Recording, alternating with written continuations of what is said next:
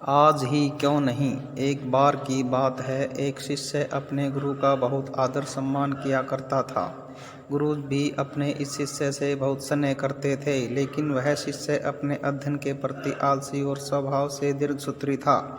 सदा स्वाध्याय से दूर भागने की कोशिश करता तथा आज के काम को कल के लिए छोड़ दिया करता था। अब गुरुजी कुछ चिंतित रहने लगे कि कहीं उनका शिष्य अपने जीवन संग्राम में पराजित न हो जाए। आलस्य में व्यक्ति को अकर्मण्य बनाने की पूरी सामर्थ्य होती है। ऐसा व्यक्ति बिना परिश्रम के ही फलोपभोग की कामना करता है। वह शीघ्र निर्णय नहीं ले सकता और यदि ले भी लेता है तो उसे कार्यान्वित नहीं कर पाता। यहाँ तक कि वह अपने पर्यावरण के प्रति भी सजग नहीं रहता है और न भाग्य द्वारा प्रदत्त अवसरों का लाभ उठाने की कला में ही प्रवीण हो पाता है। उन्होंने मन ही मन अपने शिष्य के कल्याण के लिए एक योजना बनाई। एक दिन एक काले पत्थर का एक टुकड़ा उसके हाथ में देते हुए गुरुजी ने कहा, मैं तुम्हें एक जादुई पत्थर का टुकड़ा 2 दिन के लिए देकर कहीं दूसरे गांव जा रहा हूँ। जिस भी लोहे की वस्तु को तुम इससे स्पर्श करोगे वह स्वर्ण में परिवर्तित हो जाएगी, पर याद रहे कि दूसरे दिन सूर्यास्त के पश्चात मैं इसे तुमसे वापस ले लूँगा।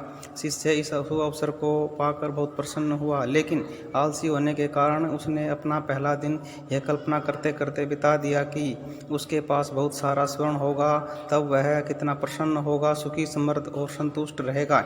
इतने नौकर चाकर होंगे कि पानी पीने के लिए भी नहीं उठाना पड़ेगा।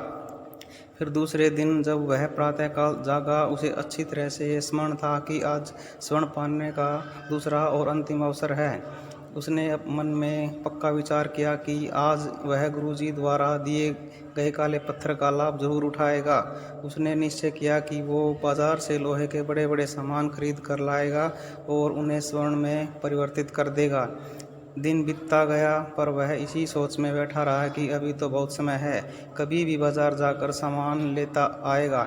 उसने सोचा कि अब तो दोपहर का भोजन करने के पश्चात ही सामान लेने निकलूँगा, परंतु भोजन करने के बाद उसे विश्राम करने की आदत थी और उसने बजाय उठ के मेहनत करने के थोड़ी देर तक आराम करना उचित समझा।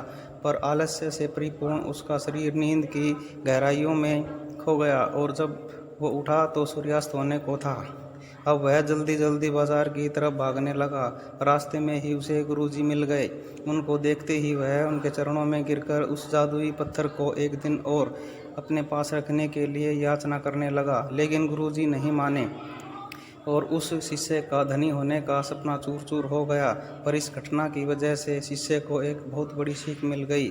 उसे अपने आलस्य पर पछतावा होने लगा। वह समझ गया कि आलस्य जीवन के लिए अभिशाप है और उसने प्रण किया कि अब वो कभी भी काम से जी नहीं चुराएगा और एक कर्मठ सजग सक्रिय व्यक्ति बनकर दिखलाएगा। कहानी की शिक्षा। दोस्तों, जीवन में हर किसी को एक से बढ़कर एक अवसर मिलते हैं, पर कई लोग इन्हें बस अपने आलस्य के कारण गंवा देते हैं। इसलिए मैं यही कहना चाहता हूँ कि यदि आप सफल, सुखी, भाग्यशाली, धनी अथवा महान बनना चाहते हैं तो आलस्य और दीर्घसूत्रता को त्याग कर अपने अंदर विवेक, कष्टसाध्य, श्रम और सतत जागरूकता जैसे गुणों को विकसित कीजिए। और जब कभी आपके मन में किसी आवश्यक काम को टालने का विचार आए तो स्वयं से एक प्रश्न कीजिए, आज ही क्यों नहीं। धन्यवाद।